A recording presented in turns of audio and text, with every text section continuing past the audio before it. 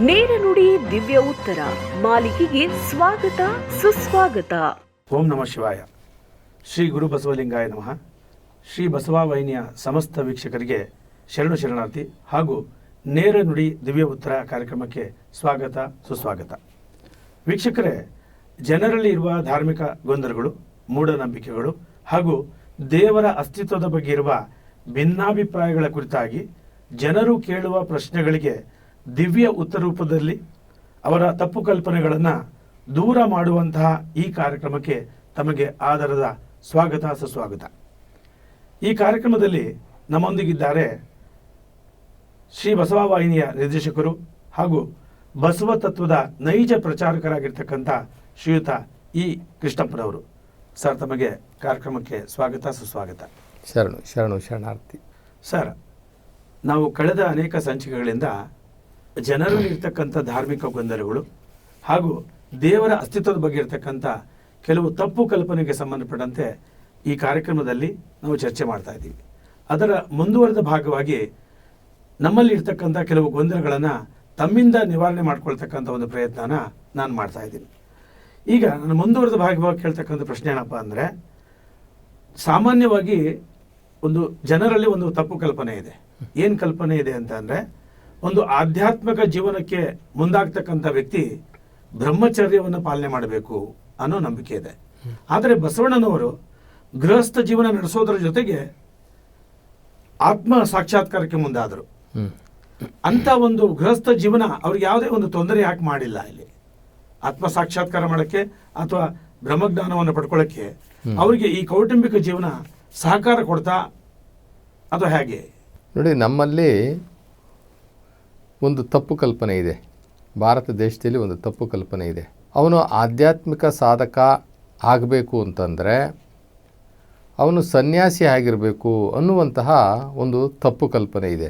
ಇದು ಅತಿ ದೊಡ್ಡ ಮೂಢನಂಬಿಕೆ. ಇದು ಆತ್ಮ ಸಾಕ್ಷಾತ್ಕಾರಕ್ಕೆ, ಬ್ರಹ್ಮಜ್ಞಾನ ಗಳಿಕೆಗೆ ಅಥವಾ ತನ್ನನ್ನು ತಾನು ಉದ್ಧಾರ ಮಾಡಿಕೊಳ್ಳಿಕ್ಕೆ ಅವನು ಸನ್ಯಾಸಿನೇ ಆಗಬೇಕು ಅಂತಕ್ಕಂಥ ತಿಳ್ಕೊಂಡಿರೋದೇ ಅತಿ ದೊಡ್ಡ ತಪ್ಪು ಅದು.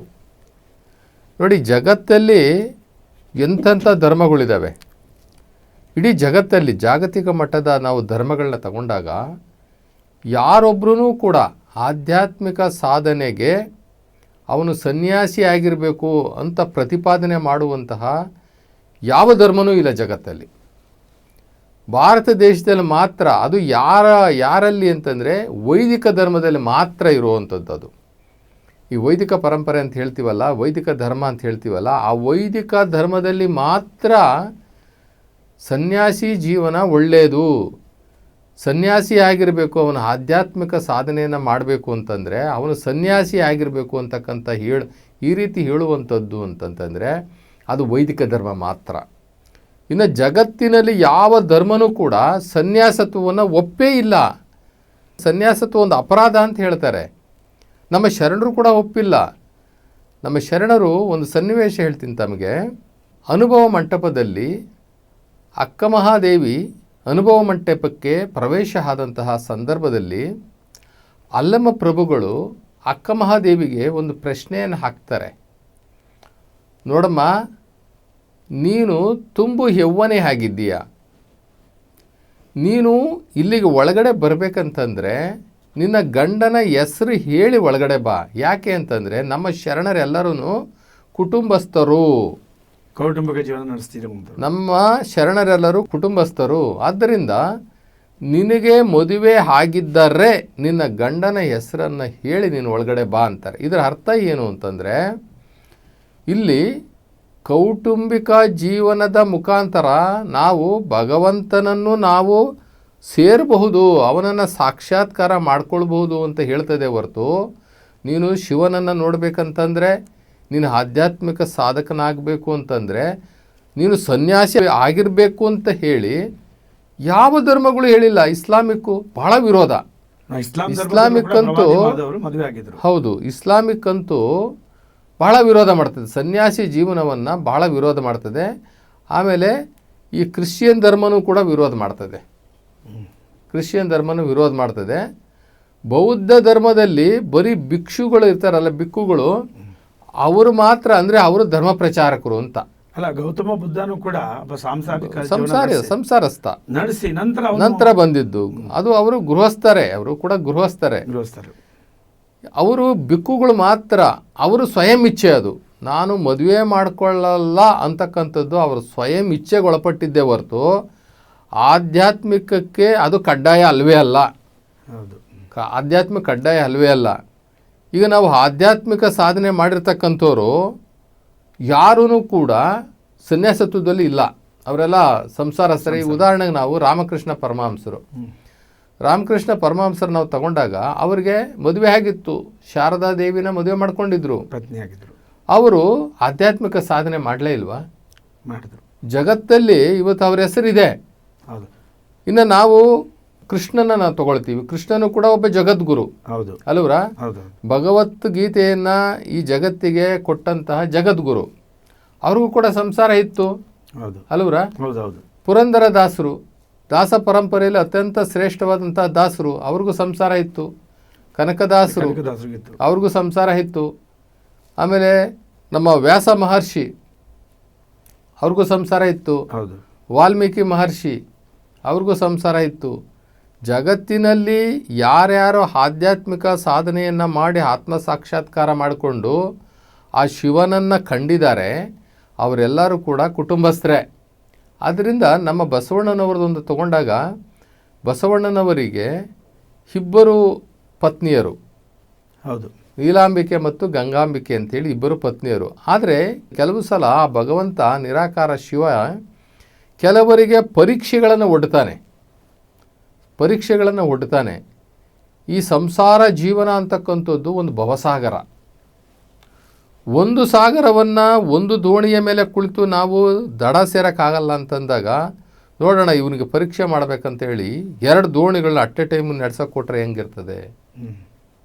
ಒಂದು ದೋಣಿನೇ ನಡೆಸಿ ನಾವು ದಡ ಸೇರೋಕ್ಕಾಗಲ್ಲ ಅನ್ನೋರಿಗೆ 2 ದೋಣಿ ಕೊಟ್ಟರೆ 2 ದೋಣಿ ನಡೆಸಪ್ಪ ಅಂತಂದರೆ ಹೆಂಗೆ ಸಾಧ್ಯ? ಹೀಗೆ ಸಾಧಕರಿಗೆ ಆ ಶಿವ ಸಾಕಷ್ಟು ಪರೀಕ್ಷೆಗಳನ್ನು ಇಡ್ತಾನೆ. ಗೆಲ್ಲಬೇಕು, ಸಾಧಿಸಬೇಕು, ಆ ಪರಮಾತ್ಮನ ಮುಂದೆ ಗೆಲ್ಲಬೇಕು. ನಾವು ಭಕ್ತ ಗೆಲ್ಲಬೇಕು. ಒಂದು ಕಡೆ ಹೇಳ್ತಾರೆ, ಕೊಲುವೆನೆಂಬ ಭಾಷೆ ದೇವನದು, ಗೆಲುವೆನೆಂಬ ಭಾಷೆ ಭಕ್ತನದು, ಸತ್ಯವೆಂಬ ಕೂರಲಗವನೇ ಹಿಡಿದು ಸದ್ಭಕ್ತರು ಗೆದ್ದರು ನೋಡ. ಏನೇನು ಪರೀಕ್ಷೆ ಇಡ್ತಾನೆ ಆ ಭಗವಂತ ಶಿವ, ಅವನ್ನೆಲ್ಲವನ್ನು ಸಾಧಿಸಿದಾಗಲೇ, ಆ ಪರೀಕ್ಷೆಯಲ್ಲಿ ಗೆದ್ದಾಗಲೇ ನಾವು ಆ ಪರಮಾತ್ಮನ ಜೊತೆ ಸೇರ್ಲಿಕ್ಕೆ ಆಗೋದು, ಆ ಶಿವನನ್ನು ನೋಡ್ಲಿಕ್ಕೆ ಆಗೋದು. ಇಬ್ಬರು ಹೆಂಡತಿಯರು ಹೇಗೆ ಆದರು ಅಂತಂದರೆ ಬಸವಣ್ಣನವರಿಗೆ ಅದು ಸತ್ವ ಪರೀಕ್ಷೆ. ಮೊದಲು ಅವರು ಒತ್ತಡದ ಮೇರೆಗೆ ಮದುವೆ ಆಗುವಂಥದ್ದು ಗಂಗಾಂಬಿಕೆನ. ನಂತರದ ಗಂಗಾಂಬಿಕೆಯ ಸ್ನೇಹಿತೆ ಆಗಿರ್ತಕ್ಕಂಥ ನೀಲಾಂಬಿಕೆ ಆಕೆ ಬಿಜ್ಜಳನ ಸಾಕುಮಗಳು. ಆ ನೀಲಾಂಬಿಕೆ ಏನು ಮಾಡ್ತಾಳೆ, ಗಂಗಾಂಬಿಕೆ ಯಾರನ್ನು ಮದುವೆ ಮಾಡ್ಕೊಂಡಿದ್ದಾಳೋ ಆ ಬಸವಣ್ಣನವರ ಸದ್ಗುಣಗಳನ್ನು ನೋಡಿ ಆ ಸದ್ಗುಣಗಳಿಗೆ ಮನಸೋತು ಹೇಗೆ ಗಂಗಾಂಬಿಕೆ ಹೆಂಡತಿ ಅಲ್ಲದೆ ಒಂದು ಸೇವಕಿಯಾಗಿ, ಆಧ್ಯಾತ್ಮಿಕ ಜೀವನಕ್ಕೆ ಒಂದು ಸೇವಕಿಯಾಗಿ ಕೆಲಸ ಮಾಡೋದನ್ನು ಕಂಡು ತಾನು ಕೂಡ ಪ್ರೇರೇಪಿತಳಾಗಿ ಆ ನೀಲಾಂಬಿಕೆ, ನಾನು ಕೂಡ ಬಸವಣ್ಣನವರ ಆಧ್ಯಾತ್ಮಿಕ ಜೀವನದಲ್ಲಿ ಅವ್ರ ಸೇವೆ ಮಾಡಿಕೊಂಡು ಅವಳಿಗೆ ಒಂದು ಸಖಿಯಾಗಿ, ಒಂದು ಸಹಾಯಕಿಯಾಗಿ ನಾನು ಕೂಡ ಹಾಗೆ ಅದೇ ದಾರಿಯಲ್ಲಿ ಸಾಕ್ತೀನಿ ಅಂತ ಹೇಳಿ ಬಸವಣ್ಣನವರನ್ನು ಅವರು ಒಂದು ಮೆಚ್ಚಿ ಮದುವೆ ಮಾಡ್ಕೊಳ್ತಾರೆ. ಆದರೆ ಅಲ್ಲಿ ಯಾವುದೇ ರೀತಿಯ ಸಾಂಸಾರಿಕ ಗುಣಗಳಿರುವುದಿಲ್ಲ, ಸಾಂಸಾರಿಕ ದೃಷ್ಟಿ ಇರೋದಿಲ್ಲ. ದೃಷ್ಟಿಕೋನಗಳು ಮುಖ್ಯ. ನಮಗೆ ಏನು ಮಾಡ್ತಾ ಇದ್ದೀವಿ ಅನ್ನೋದಕ್ಕಿಂತ ಮುಖ್ಯವಾಗಿ ದೃಷ್ಟಿಕೋನಗಳು ಬಹಳ ಮುಖ್ಯ. ಕಲ್ಮಶರಹಿತವಾದಂತಹ ಆತ್ಮ, ಪರಿಶುದ್ಧವಾದಂಥ ಕಣ್ಣುಗಳು, ದೃಷ್ಟಿ, ಮನಸ್ಸು, ಇಂದ್ರಿಯಗಳು ಇವನ್ನೆಲ್ಲ ಗೆದ್ದಿರ್ತಕ್ಕಂಥವ್ರಿಗೆ ಇವೆಲ್ಲ ಲೆಕ್ಕಕ್ಕಿಲ್ಲ. ಅಲ್ಲಿ ನೀಲಾಂಬಿಕೆ ತಾಯಿಗೆ ಬಸವಣ್ಣನವರನ್ನು ಒಂದು ಆಧ್ಯಾತ್ಮಿಕ ಗುರುವಾಗಿ ಸ್ವೀಕಾರ ಮಾಡಿದರು. ಆಧ್ಯಾತ್ಮಿಕ ಗುರುವಿಗೆ ನಾನು ಸೇವೆ ಮಾಡ್ತಾ ಇದ್ದೀನಿ, ಸೇವೆ ಮಾಡಬೇಕು ಅನ್ನೋ ದೃಷ್ಟಿನಲ್ಲಿ ಆ ಗಂಗಾಂಬಿಕೆ ಯಾರನ್ನು ಆಯ್ಕೆ ಮಾಡ್ಕೊಂಡಿದ್ಲೋ ಅವಳನ್ನೇ ನೀಲಾಂಬಿಕೆ ತಾಯಿನೂ ಕೂಡ ಆಯ್ಕೆ ಮಾಡಿಕೊಂಡು ಬಂದ ಅಂಥ ಸಂದರ್ಭದಲ್ಲಿ ಬಸವಣ್ಣನವರಿಗೆ ಇದು ಸಂಸಾರ ಅಂತ ಅನ್ನಿಸ್ಲಿಲ್ಲ. ನೀಲಾಂಬಿಕೆ ತಾಯಿ ಒಂದು ಕಡೆ ಹೇಳ್ತಾರೆ, ಬಸವಣ್ಣ ಮತ್ತು ನಾನು ಹೆಂಗಿದ್ದು ಅಂತಂತಂದರೆ ತಂದೆ ಮಕ್ಕಳ ಥರ ಇದ್ದು ಅಂತ ಬರೀತಾರೆ.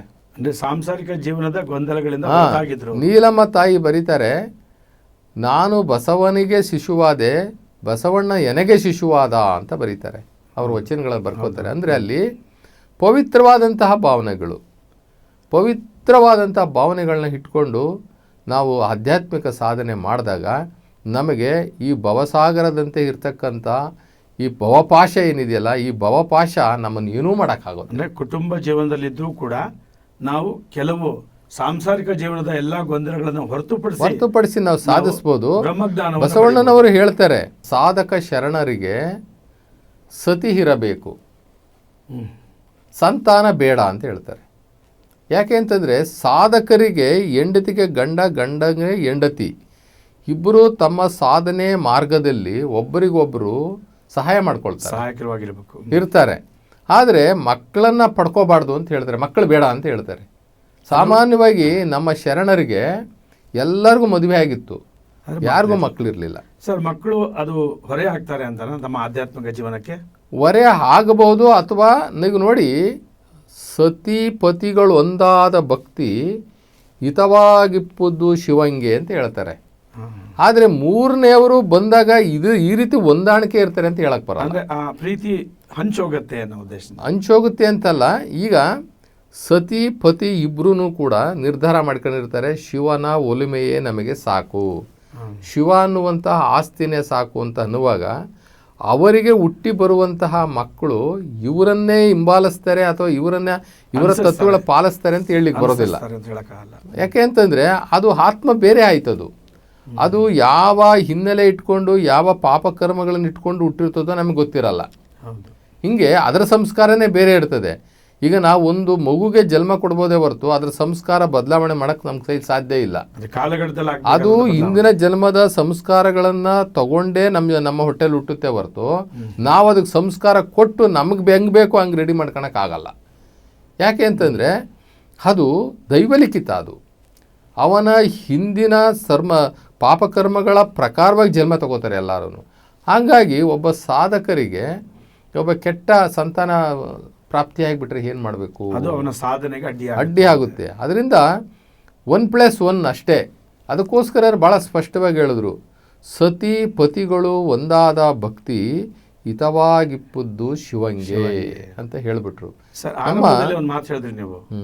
ಏನು ಹೇಳಿದ್ರಿ ಅಂದರೆ ಬ್ರಹ್ಮಚರ್ಯ ಪಾಲನೆ ಆಧ್ಯಾತ್ಮಿಕ ಜೀವನಕ್ಕೆ ಬ್ರಹ್ಮಚರ್ಯ ಬೇಕೇ ಬೇಕು ಅಂತ ಪ್ರತಿಪಾದನೆ ಮಾಡಿದ್ದು ವೈದಿಕ ಸಂಸ್ಕೃತಿ ಅಂತ. ಹೌದು, ವೈದಿಕ ಸಂಸ್ಕೃತಿಯಲ್ಲಿ ಆ ಒಂದು ಆಧ್ಯಾತ್ಮಿಕ ಜೀವನಕ್ಕೆ ಅಲ್ಲಿ ಸನ್ಯಾಸತ್ವ ಕಡ್ಡಾಯ ಐತೆ.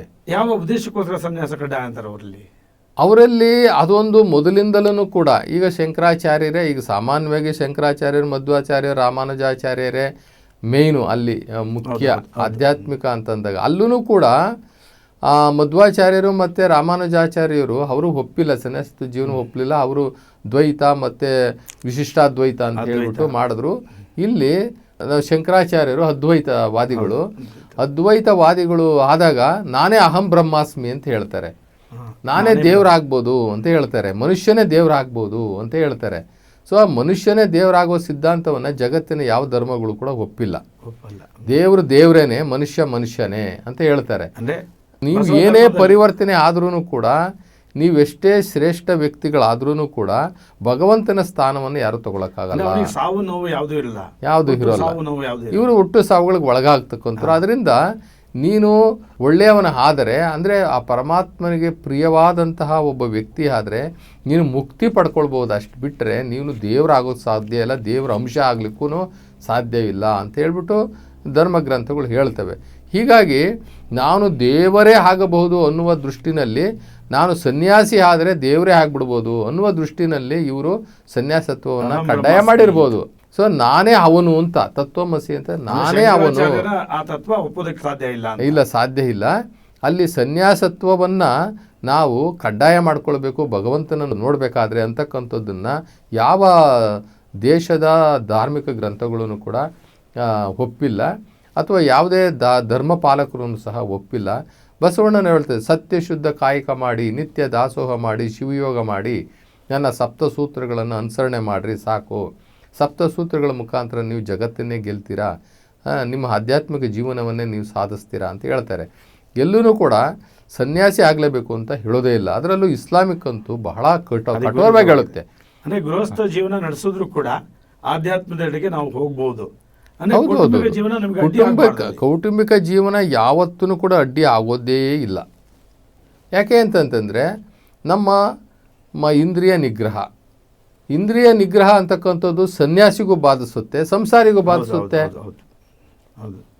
ಬಸವಣ್ಣವ್ರು ಒಂದು ಕಡೆ ಹೇಳ್ತಾರೆ, ಇಂದ್ರಿಯ ನಿಗ್ರಹ ಮಾಡಬಾರ್ದು, ಅದು ನೈಸರ್ಗಿಕ. ಇಂದ್ರಿಯ ನಿಗ್ರಹ ಅದಕ್ಕೆ ಕುಟುಂಬಸ್ಥರಾಗ್ರಿ ನೀವು ಫಸ್ಟು. ಕುಟುಂಬ ಜೀವನದ ಎಲ್ಲ ಕಷ್ಟ ಸುಖಗಳನ್ನು ಎಲ್ಲವನ್ನು ನೀವು ಅನುಭವಿಸಿ, ಆದರೆ ಒಂದು ನಿಯಮಬದ್ಧ ಪ್ರಕೃತಿಬದ್ಧವಾದಂಥ ನಿಯಮವನ್ನು ಇಟ್ಕೊಳ್ಳಿ. ಹೇಳ್ತಾರೆ ಪರಸತಿ ಬಹಳ ಪರಧನ ಇದು ಬಹಳ ಕೆಟ್ಟದ್ದು ಅಂತ ಹೇಳ್ತಾರೆ ಅಲ್ವರಾ. ಇಂದ್ರಿಯ ನಿಗ್ರಹಣೆ ಬಗ್ಗೆ ಹೇಳ್ತಾರೆ, ಸೂತ್ರಗಳನ್ನ ಹೇಳ್ತಾರೆ. ನಮ್ಮ ಪವಿತ್ರವಾದ ಜೀವನವನ್ನು ಹೇಗೆ ಕಟ್ಕೊಳ್ಬೇಕು, ಕೌಟುಂಬಿಕ ಜೀವನದಲ್ಲೂ ಕೂಡ ನಾವು ಪಾವಿತ್ರ್ಯತೆಯನ್ನು ಹೇಗೆ ಕಾಪಾಡಿಕೊಳ್ಬೇಕು ಅಂತಕ್ಕಂಥದ್ದನ್ನು ಸ್ಪಷ್ಟವಾಗಿ ವಚನಗಳ ಮುಖಾಂತರ ಅವರು ಜಗತ್ತಿಗೆ ನೈತಿಕ ಮೌಲ್ಯಗಳನ್ನು ಬೋಧಿಸ್ತಾರೆ. ನಮ್ಮ ಬಸವಾದಿ ಶಿವಶರಣರೆಲ್ಲರೂ ಕೂಡ ನೈತಿಕ ಮೌಲ್ಯಗಳನ್ನು ಏನು ಅವರು ಇವತ್ತು ಬೋಧನೆ ಮಾಡಿದ್ದಾರೆ, ಆ ನೈತಿಕ ಮೌಲ್ಯಗಳನ್ನು ನಾವು ಅಳವಡಿಸ್ಕೊಂಡ್ರೆ ಸಾಕು. ಸಂಸಾರದಲ್ಲಿದ್ರೂ ಕೂಡ ನಾವು ಸನ್ಯಾಸಿಗಳಿದ್ದಂಗೆ ಇರ್ತಾರೆ. ಅದಕ್ಕೆ ಹೇಳ್ತಾರೆ, ಉಂಡು ಉಪವಾಸಿಯಾಗಿರು, ಬಳಸಿ ಬ್ರಹ್ಮಚಾರಿಯಾಗಿರು. ಉಂಡು ಉಪವಾಸಿಯಾಗಿರು, ಬಳಸಿ ಬ್ರಹ್ಮಚಾರಿಯಾಗಿರು ಸಂಸಾರಿಗಳಿಗೆ ಹೇಳ್ತಾರೆ. ಸಾಂಸಾರಿಕ ಜೀವನದ ಹೌದು, ನೀನು ಉಂಡು ಉಪವಾಸಿಯಾಗಿರು ಅಂದರೆ ಆ ನಿಯಮಬದ್ಧವಾಗಿ ನೀನು ಪ್ರತಿಯೊಂದು ಉಪಯೋಗಿಸು, ಆದರೆ ನಿಯಮ ಮೀರಬೇಡ. ಪರಸತಿ ಪರಧನ ಇದು ಬಹಳ ಘೋರ ಅಪರಾಧ. ಯಾವ ಕಾರಣಕ್ಕೂ ಕೂಡ ಪರಸತಿ ಮತ್ತೆ ಪರಧನ ಮತ್ತು ಪರನಿಂದನೆ ಇದು ಮಾಡಬೇಡ. ಇಷ್ಟು ಸಾಕು ನಮಗೆ. ಈ ಮನುಷ್ಯ ಸಾಮಾನ್ಯವಾಗಿ ಈ ಮಾಯೆ ಅನ್ನುವಂತಹ ಈ ಮುಸುಕಿನ ಗುದ್ದಾಟದಲ್ಲಿ ಸೋತೋಗ್ತಾವನೆ.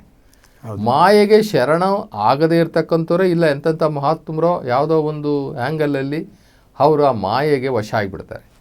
ಮಾಯೆಗೆ ಆದಂಗೆ ಮಾಯೆಗೆ ಒಳಗಾಗದಂತೆ ಸದಾ ಕಟ್ಟೆಚ್ಚರದಿಂದ ಇರ್ತಕ್ಕಂಥದ್ದೇ ಒಂದು ಜೀವನ. ಅದು ಸನ್ಯಾಸಿ ಜೀವನ ಇರ್ಬೋದು, ಸಂಸಾರಿ ಜೀವನ ಇರ್ಬೋದು. ಕಟ್ಟೆಚ್ಚರವಾಗಿರಬೇಕು. ನಡೆ ನುಡಿ ಸಿದ್ಧಾಂತದಲ್ಲಿ ಚೆನ್ನಾಗಿರಬೇಕು. ನಡೆ ನುಡಿ ಸಿದ್ಧಾಂತವನ್ನು ನಾವು ಪ್ರತಿ ಕ್ಷಣನೂ ಗಮನಿಸ್ತಾ ಇರಬೇಕು. ನಾನು ಏನು ಮಾತಾಡ್ತಾ ಇದ್ದೀನಿ, ನಾನು ಮಾತಾಡ್ತಾ ಇರೋದ್ರಲ್ಲಿ ಎಷ್ಟು ಸತ್ಯ ಇದೆ, ಎಷ್ಟು ಅಸತ್ಯ ಇದೆ, ಎಷ್ಟು ಸುಳ್ಳು ಇದೆ, ಎಷ್ಟು ಮೋಸ ಇದೆ. ಇದು ಒಂದೊಂದು ಶಬ್ದದಲ್ಲೂ ಕೂಡ ನಾವು ಎಚ್ಚರಿಕೆಯಿಂದ ಇರಬೇಕು. ಅದಕ್ಕೆ ಮಾತೆಂಬುದು ಜ್ಯೋತಿರ್ಲಿಂಗ ಅಂತ ಹೇಳ್ತಾರೆ. ಮಾತಿಂದಲೇ ಸ್ಟಾರ್ಟ್ ಆಗುತ್ತೆ ನಮ್ಮ ಲೆಕ್ಕಾಚಾರಗಳು. ಮಾತೆಂಬುದು ಜ್ಯೋತಿರ್ಲಿಂಗ. ಮಾತನಾಡೋದಕ್ಕೆ ಮುಂಚೆ ನೀನು ಯೋಚನೆ ಮಾಡಿ ಮಾತಾಡು. ಮಾತಿದೆ ಅಂತ ಹೇಳ್ಬಿಟ್ಟು ಅದನ್ನು ಯಥೇಚ್ಛವಾಗಿ ಬಳಸೋದಲ್ಲ. ಅದು ಮಾತು ಅಂತಕ್ಕಂಥದ್ದು ಒಂದು ಅಮೂಲ್ಯ ಸಂಪತ್ತು. ಅದು ಮನುಷ್ಯನಿಗೆ ಕೊಟ್ಟಿರ್ತಕ್ಕಂಥ ಅಮೂಲ್ಯ ಸಂಪತ್ತು. ಅದನ್ನು ನಾವು ಬಳಕೆ ಮಾಡೋದು ಇದೆಯಲ್ಲ, ಮಾತನ್ನು ಬಹಳ ಮಿತವಾಗಿ ಬಳಕೆ ಮಾಡು. ಬಳಕೆ ಅದು ಹೆಂಗಿರಬೇಕು ಅಂತಂದರೆ ಲಿಂಗ ಮೆಚ್ಚಿ ಹೌದನೇ ಬೇಕು. ನೀನೇನಾದರೂ ಒಂದು ಮಾತಾಡಿದ್ರೆ ಅದು ಲಿಂಗ ಮೆಚ್ಚಿ ಹೌದನೇ ಬೇಕು. ನಮ್ಮ ನಡೆ ನುಡಿ ಸಿದ್ಧಾಂತ ಇದೆಯಲ್ಲ, ಅದನ್ನು ನಾವು ಶುದ್ಧವಾಗಿ ಶ್ರದ್ಧೆಯಿಂದ ಕಾಪಾಡಿಕೊಂಡ್ರೆ ನಮ್ಗೆ ಅದೇ ಸಾಕು. ನಾವು ಸನ್ಯಾಸಿಗಳಿಗೆ ಆಗಿದ್ದೇ ಮಾಡಬೇಕಂತ ಏನಿಲ್ಲ. ಸನ್ಯಾಸಿಗೆ ಆದ್ರೂ ಕೂಡ ಜವಾಬ್ದಾರಿ ಇರೋದಿಲ್ಲ. ಅವನಿಗೆ ಬೆಳಗ್ಗೆ ಎದ್ದರೆ ಅವನು ಜಪ ತಪ ನಿಯಮಗಳು ವ್ರತಗಳು ಇವೇ ಮಾಡ್ಕೊಂಡಿರ್ತೇನೆ ಅಂತ ಇಟ್ಕೊಳ್ಳಿ. ಅಷ್ಟೇ ಜೀವನ ಅಲ್ಲ. ಜೀವನ ಅದು ನಮ್ಮ ಶರಣರು ಹೇಳ್ತಾರೆ, ಅದು ಕಳ್ಳ ಸನ್ಯಾಸಿಗಳು ಅಂತಲೂ ಕೂಡ ಕೆಲವು ಕಡೆ ನಮ್ಮ ವಚನಗಳಲ್ಲಿ ಹೇಳ್ತಾರೆ. ಅವರು ಮೈಗಳ್ರು ಅಂತ ಕೂಡ ಹೇಳ್ತಾರೆ. ಯಾರು ನಾನು ಬರೀ ಆಧ್ಯಾತ್ಮಿಕ ಸಾಧನೆ ಮಾಡ್ತೀನಿ ಅಂತ ಹೇಳಿ ಕುಟುಂಬವನ್ನು ಬಿಟ್ಟು ನಮ್ಮ ಜವಾಬ್ದಾರಿಗಳನ್ನು ಬಿಟ್ಟು ಓಡೋಗ್ತಾರಲ್ಲ, ಅವರಿಗೆ ಮೈಗಳ್ರು ಅಂತಲೂ ಕೂಡ ನಮ್ಮ ಶರಣರು ಹೇಳ್ತಾರೆ. ನಾವು ಕುಟುಂಬ ಜೀವನದಲ್ಲಿ ಇರಬೇಕು, ಸತ್ಯಶುದ್ಧ ಕಾಯಕವನ್ನು ಮಾಡಬೇಕು, ನಡೆನುಡಿ ಸಿದ್ಧಾಂತವನ್ನು ಇಟ್ಕೊಳ್ಬೇಕು, ಎಚ್ಚರಿಕೆಯಿಂದ ಇರಬೇಕು. ಅದು ಹೇಳ್ತಾರೆ ಬಸವಣ್ಣನವರು, ನುಡಿಯಲ್ಲಿ ನುಡಿದು ನಡೆಯಲ್ಲಿ ತಪ್ಪಿದರೆ ಹಿಡಿದಿದ್ದ ಲಿಂಗ ಘಟಸರ್ಪ ಆಗ್ಬಿಡುತ್ತೆ ಅಂತ ಹೇಳ್ತಾರೆ. ಘಟಸರ್ಪ ಹಿಡ್ಕೊಂಡಿರ್ತಕ್ಕಂಥ ಲಿಂಗನೇ ನಿನಗೆ ಘಟಸರ್ಪ ಆಗಿಬಿಡ್ತದೆ. ಅದರಿಂದ ಏನು ನುಡಿತೀಯೋ ಅದರಂತೆ ನಡಿ, ಏನು ನಡಿತೀಯೋ ಅದರಂತೆ ನುಡಿ. ಅಲ್ಲಿ ತಪ್ಪಿದ್ರೇ ಸಾಕು, ನೀನು ಹಿಡ್ಕೊಂಡಿರ್ತಕ್ಕಂಥ ಲಿಂಗನೇ ಘಟಸರ್ಪ ಆಗಿಬಿಡ್ತದೆ ನಿನಗೆ. ಆ ರೀತಿ ಎಚ್ಚರಿಕೆಯ ಮಾತುಗಳನ್ನು ಹೇಳಿದ್ದಾರೆ. ಹೀಗಾಗಿ ನಮ್ಮ ಆಧ್ಯಾತ್ಮಿಕ ಸಾಧನೆಗೆ, ನಮ್ಮ ಆತ್ಮ ಸಾಕ್ಷಾತ್ಕಾರಕ್ಕೆ ಈ ಸನ್ಯಾಸಿ ಜೀವನ ಇದೆಯಲ್ಲ ಅದೇನು ಬೇಕಾಗಿಲ್ಲ. ಅಡ್ಡಿ ಆಗುದಿಲ್ಲ. ನಮಗೆ ಸಂಸಾರ ಜೀವನದಲ್ಲೇ ಇದ್ದುಕೊಂಡು ನಾವು ನಮ್ಮ ಪಾಲಿಗೆ ಬಂದಂತಹ ಎಲ್ಲ ಜವಾಬ್ದಾರಿಗಳನ್ನು ನಾವು ಮಾಡ್ತಾ ಲೋಕ ಕಲ್ಯಾಣ, ಸಮಾಜ ಕಲ್ಯಾಣ, ಜನ ಕಲ್ಯಾಣ, ತನ್ನ ಸ್ವಯಂ ಆತ್ಮ ಕಲ್ಯಾಣ ಎಲ್ಲವನ್ನು ಕೂಡ ನಾವು ಮಾಡ್ಕೋಬೋದಾಗಿದೆ. ಸರ್, ಹಾಗಾದರೆ ಇಂದ ಮುಂದಿರೋದು ಭಾಗವಾಗಿ ನಾನು ಇನ್ನೊಂದು ಪ್ರಶ್ನೆ ಕೇಳಿದೆ. ಇವತ್ತು ಬಸವಣ್ಣವರನ್ನ ಯಾವ ರೀತಿ ನಾವು ಕೇವಲ ತೋರಿಕೆಗಾಗಿ ಬಳಸ್ತಾ ಇದ್ದೀವಿ, ನಮ್ಮ ಸ್ವಾರ್ಥಕ್ಕಾಗಿ ಬಳಕೆ ಮಾಡ್ಕೊಳ್ತಾ ಇದ್ದೀವಿ. ಅವರ ವಚನಗಳನ್ನಿರ್ಬೋದು, ಅವರ ತತ್ವಗಳನ್ನಿರ್ಬೋದು ನಾವು ತೋರಿಕೆಗಾಗಿ ಬಳಸ್ಕೊಳ್ತಾ ಇದ್ದೀವಿ. ಹಾಗಾಗಿ ಕೆಲವು ಧಾರ್ಮಿಕ ಶಕ್ತಿಗಳು, ರಾಜಕೀಯ ಶಕ್ತಿಗಳು ಇವತ್ತು ಬಸವಣ್ಣನವರ ವಚನವನ್ನು ತಮ್ಮ ಸ್ವಾರ್ಥಕ್ಕಾಗಿ, ತೋರಿಕೆಗಾಗಿ ಬಳಕೆ ಮಾಡ್ಕೊಳ್ತಾರೆ. ಇದಕ್ಕೆ ಬಗ್ಗೆ ತಮ್ಮ ಅಭಿಪ್ರಾಯ ಏನು? ಇವತ್ತು ಬಸವಣ್ಣ ಬಳಕೆ ಮಾಡ್ಕೊಳ್ಳೋರಿಗೆ ಒಂದು ಅತಿ ದೊಡ್ಡ ಐಕಾನ್, ಬಳಕೆ ಮಾಡ್ಕೊಳ್ಳೋರಿಗೆ. ಆಮೇಲೆ ವಸೂಲಿ ಮಾಡೋರಿಗೆ ಒಂದು ATM ಕಾರ್ಡ್ ಇದ್ದಂಗೆ. ಒಳ್ಳೆ ಐಕಾನ್ ಅಂತ ಹೇಳ್ತೀರಾ, ಮತ್ತೆ ATM ಕಾರ್ಡ್ ಅಂತಾನು ಹೇಳ್ತೀರಾ ನೀವು. ಅಲ್ಲ, ಇವತ್ತು ಮಾಡ್ಕೋತಾ ಇದ್ದಾರೆ. ಬಸವಣ್ಣನ ಹೆಸರು ಹೇಳ್ಕೊಂಡು ಗಳಿಕೆ ಮಾಡುವಂಥವ್ರು ಬಸವಣ್ಣನವರನ್ನ ಒಂದು ATM ಕಾರ್ಡ್ ಥರ ಬಳಸ್ಕೊಳ್ತಾ ಇದ್ದಾರೆ. ಆಮೇಲೆ ಹೆಸರು ಮಾಡ್ಕೊಳ್ಳೋವಂಥವ್ರು ಒಂದು ಐಕಾನ್ ಥರ ಹೆಸರು ಮಾಡ್ಕೊಳ್ತಾ ಇದ್ದಾರೆ. ಆದರೆ ತಪ್ಪು ಅಂತ ನಾವು ಹೇಳ್ತೀವಿ, ಆದರೆ ಅವ್ರಿಗೆ ಅನಿಸ್ಬೇಕಲ್ಲ, ಬಳಕೆದಾರರಿಗೆ ಅನಿಸ್ಕೋಬೇಕಲ್ಲ. ನಾವು ಬಸವಣ್ಣನವರ ವಚನಗಳನ್ನು, ಬಸವಣ್ಣನವರ ಹೆಸರನ್ನು ನನ್ನ ಸ್ವಾರ್ಥಕ್ಕೆ, ನನ್ನ ಉದರ ಪೋಷಣೆಗೆ ನಾನು ಇವರನ್ನು ದುರ್ಬಳಕೆ ಮಾಡ್ಕೋತಾ ಇದ್ದೀನಿ ಅನ್ನುವಂತಹ ಪ್ರಜ್ಞೆ, ಅರಿವು, ಜಾಗೃತಿ ಅವನಲ್ಲಿ ಇರಬೇಕಲ್ಲ. ಅವರಲ್ಲಿ ಇಲ್ಲ ಅಂತಂತಂದರೆ ನಾವು ಯಾರು ಹೇಳಲಿಕ್ಕಾಗುತ್ತೆ? ಈ ಕಳ್ತನ ಮಾಡೋರ್ಗು ಕೂಡ ಅವನಿಗೆ ಪಕ್ಕಾ ಗೊತ್ತಿರ್ತದೆ. ಏನು ಗೊತ್ತಿರ್ತದೆ? ನಾನು ಮಾಡ್ತಾ ಇರ್ತಕ್ಕಂಥದ್ದು ತಪ್ಪು, ನಾನು ಸಿಕ್ಕಾಕೊಂಡ್ರೆ ಜೈಲಿಗೆ ಹೋಗ್ಬೇಕಾಗುತ್ತೆ, ಅಥವಾ ನನಗೆ ಇಂತಿಂಥ IPC ಸೆಕ್ಷನ್ ಪ್ರಕಾರವಾಗಿ ನನಗೆ ಶಿಕ್ಷೆ ಆಗುತ್ತೆ ಅನ್ನುವಂಥದ್ದು ಅವನಿಗೆ ಗೊತ್ತಿದ್ರೂ ಕೂಡ ಅವನು ಮಾಡ್ತಾನೆ. ಯಾಕೆ ಅಂತಂದರೆ ಅದು ಅವನ ವೃತ್ತಿ ಆಗಿಬಿಟ್ಟಿರ್ತದೆ. ಅವನು ಕಸುದು ತಿನ್ನುವಂಥದ್ದು, ಸುಳ್ಳು ಹೇಳಿ ತಿನ್ನುವಂಥದ್ದು, ಮೋಸ ಮಾಡಿ ತಿನ್ನುವಂಥದ್ದು, ಯಾಮಾರಿಸಿ ತಿನ್ನುವಂಥದ್ದು ಇದು ಅವನ ಕಸುಬಾಗಿಬಿಟ್ಟಿರ್ತದೆ. ಹೀಗಾಗಿ ಅವನಿಗೆ ಒಳಗಡೆ ಅಂತರಂಗದ ಅರಿವು ಅವನಿಗೆ ಜಾಗೃತ ಆಗಿರೋದಿಲ್ಲ. ಅವನು ಮೇಲ್ಗಡೆ ತೋರಿಕೆಗೆ ಅವನು ಬಸವ ಭಕ್ತನಾಗಿರ್ಬೋದು, ಅಥವಾ ಒಬ್ಬ ಸ್ವಾಮೀಜಿ ಆಗಿರ್ಬೋದು, ಅಥವಾ ಒಂದು ಕಷಾಯಧಾರಿ ಆಗಿರ್ಬೋದು, ಅಥವಾ ಸಾಧಕ ಆಗಿರ್ಬೋದು. ಆದರೆ ಅವನ ಅಂತರಂಗದಲ್ಲಿ ಪರಿವರ್ತನೆ ಆಗಿರೋದಿಲ್ಲ. ಪರಿವರ್ತನೆ ಆಗದೇ ಇದ್ದಂಥ ಸಂದರ್ಭದಲ್ಲಿ ಮಹಾತ್ಮ ಗಾಂಧಿಯಿಂದ ಹಿಡ್ಕೊಂಡು ಬಸವಣ್ಣವರಿಂದ ಬುದ್ಧನ ಹಿಡ್ಕೊಂಡು ಎಂಥವ್ರನ್ನ ಬೇಕಾದರೂ, ಎಂಥ ಮಹಾತ್ಮರ ಹೆಸರು ಹೇಳ್ಕೊಂಡು ಬೇಕಾದ್ರೆ ಜೀವನ ಮಾಡಬೇಕು. ನಿಮ್ಮ ಅಭಿಪ್ರಾಯ ಹೆಂಗೆ ಬಂತು ಅಂದರೆ, ನನಗೆ ಬಸವಣ್ಣನವರನ್ನ ATM ಆಗಿ ಬಳಕೆ ಮಾಡ್ಕೊಳ್ತಾರೆ, ಐಕಾನ್ ಆಗಿ ಬಳಕೆ ಮಾಡ್ಕೊಳ್ತಾರೆ ಅಂತ. ಹೌದು. ಸೊ ನಾವು ಒಳ್ಳೆದಕ್ಕೂ ಕೆಟ್ಟದಕ್ಕೂ ಎಲ್ಲದಕ್ಕೂ ನಮ್ಮ ಸ್ವಾರ್ಥ ಸಾಧನೆಗೆ ಬಸವಣ್ಣನವರನ್ನ ಬಳಕೆ ಮಾಡ್ಕೊಳ್ತಿರೋದು ತಪ್ಪಲ್ವಾ ಅಂತ ನಾನು ಕೇಳ್ತಾ ಇದ್ದೆ. ನಿಮಗೆ ತಪ್ಪು ಅಂತ ನಾವು ಹೇಳಿದ್ರೂ ಕೂಡ ಮಾಡೋರಿಗೆ ತಪ್ಪು ಅಂತ ಅನಿಸೋವರೆಗೂ ನೀವು ಸುಮ್ಮನೆ ನಮ್ಮ ಬಾಯಿ ಇಚ್ಛೆಗೆ ನಾವು ಮಾತಾಡ್ಕೋಬೋದಷ್ಟೇ. ತಪ್ಪು ಅದು ತಪ್ಪೇನೇ ಅದು. ಈಗ ನಾವು ಕೆಲವು ರಾಜಕಾರಣಿಗಳು ಏನು ಮಾಡ್ತಾರೆ, ಆ ಸದನದಲ್ಲೂ ನೋಡ್ತೀವಿ ನಾವು, ಯಾವುದೋ ಒಂದು ಸಂದರ್ಭದಲ್ಲಿ ಅದಕ್ಕೆ ಸೂಕ್ತವಾದಂತಹ ಬಸವಣ್ಣನವರ ಒಂದು ವಚನವನ್ನು ಬಳಕೆ ಮಾಡ್ಕೊಂಡು ಬಿಡ್ತಾರೆ. ಬಳಕೆ ಮಾಡ್ಕೊಂಡಾಗ ನಾವೇನು ಅಂದ್ಕೊತೀವಿ ಅಂತಂತಂದರೆ, ಎಂಥ ಮನುಷ್ಯನಪ್ಪ, ಆ ಸಂದರ್ಭಕ್ಕೆ ಸರಿಯಾದಂಥ ಸೂಕ್ತವಾದಂತಹ ಬಸವಣ್ಣನವರ ಆ ಒಂದು ವಚನಗಳನ್ನು ಇದು ಉದಾಹರಣೆ ಕೊಡೋದ್ರ ಮುಖಾಂತರ ಎಷ್ಟು ಚೆನ್ನಾಗಿ ಮಾತಾಡಿದ್ರು ಅಂತ ನಾವು ಅನ್ಕೋತೀವಿ. ಆದರೆ ಅಲ್ಲಿ ಅವರು ಇರೋದಿಲ್ಲ. ಅವರ ಹೆಸರನ್ನು ಹೆಚ್ಚು ಮಾಡ್ಕೊಳ್ಬಹುದು, ಅಥವಾ ನಾನೊಬ್ಬ ತತ್ವಜ್ಞಾನಿ ಅಂತ ಅನಿಸ್ಕೋಬೋದು, ಬಸವ ಭಕ್ತ ಅಂತ ಅನಿಸ್ಕೋಬೋದು, ಅಥವಾ ನಾನೊಬ್ಬ ಸಿದ್ಧಾಂತಿ ಅಂತ ಕೂಡ ಅನಿಸ್ಕೋಬೋದು. ಆದರೆ ಅವರ ಅಂತರಂಗದಲ್ಲಿ ಏನಿರ್ತದೆ ಅಂತಕ್ಕಂಥದ್ದು ಅವ್ರಿಗೆ ಗೊತ್ತಿರ್ತದೆ, ನಮಗೆ ಗೊತ್ತಿರೋದಿಲ್ಲ. ನಾವು ಆ ತಾತ್ಕಾಲಿಕ ಆ ಸನ್ನಿವೇಶಕ್ಕೆ ತಕ್ಕಂತೆ ನಾವು ಶಬಾಷ್ ಅಂದ್ಬಿಡ್ತೀವಿ. ಆದರೆ ಅವರು ಅದನ್ನು ಯಾವ ರೀತಿ ದುರ್ಬಳಕೆ ಮಾಡ್ಕೋತಾ ಇದ್ದಾರೆ, ಯಾವ ಕಾರಣಕ್ಕೋಸ್ಕರ ಅದನ್ನು ಬಳಕೆ ಮಾಡ್ಕೋತಾ ಇದ್ದಾರೆ ಅಂತಕ್ಕಂಥದ್ದು ಅವ್ರಿಗೆ ಮಾತ್ರ ಗೊತ್ತಿರ್ತದೆ. ಹೀಗೆ ನಯವಂಚಕರು ಅಂತ ಹೇಳ್ತೀವಿ ನೋಡ್ರಿ, ಆ ನಯವಂಚಕ ಬುದ್ಧಿ ಅಂತಕ್ಕಂಥದ್ದು ಎಲ್ಲರಲ್ಲೂ ಇದ್ದೇ ಇರ್ತದೆ. ಸಮಯ ಸಾಧಕರು ಅಂತ ಕೂಡ ಕೆಲವು ಸಲ ಹೇಳ್ತೀವಿ. ಆ ಸಮಯ ಸಾಧಕ ಬುದ್ಧಿ ಇರ್ತದಲ್ಲ, ಅವರನ್ನು ನಾವು ಯಾವ ಕಾರಣಕ್ಕೂ ಸರಿಪಡಿಸೋಕ್ಕಾಗೋದಿಲ್ಲ. ಅವರು ಸಾಂದರ್ಭಿಕ ತಕ್ಕಂತೆ ತಮ್ಮ ಉದರ ಪೋಷಣೆಗೆ ಇಂಥ ಮಹಾತ್ಮರ ಹೆಸರುಗಳನ್ನೆಲ್ಲ ತಗೊಂಡು ಮೋಸ ಮಾಡ್ತಾರೆ. ಅದು ತಪ್ಪೇನೆ. ಅದೇ ತಪ್ಪು ಅಂತ ನಾವು ಹೇಳಿದ ತಕ್ಷಣಕ್ಕೆ ಅದು ಪರಿವರ್ತನೆ ಆಗೋದಿಲ್ಲ. ಅವರಲ್ಲಿ ಅಂತರಂಗದಲ್ಲಿ ಆ ಅರಿವು ಜಾಗೃತ ಆಗಬೇಕು ಅವರಿಗೆ. ಸರ್, ಈ ಒಂದು ಚರ್ಚೆಗೆ ನಿಗದಿಪಡಿಸಿರ್ತಕ್ಕಂಥ ಸಮಯ ಮುಗಿತಾ ಬಂತು. ನಾವು ಪ್ರಶ್ನಾವಳಿಯನ್ನು ಮುಂದಿನ ಸಂಚಿಕೆಯಲ್ಲಿ ಮತ್ತೆ ಮುಂದುವರಿಸೋಣ. ಶರಣಾರ್ಥಿ. ನಿರಂತರವಾಗಿ ನೋಡ್ತಾ ಇರಿ ಶ್ರೀ ಬಸವ ಟಿವಿ. ಇದು ಸಂಸ್ಕಾರದ ಬೆಳಕು.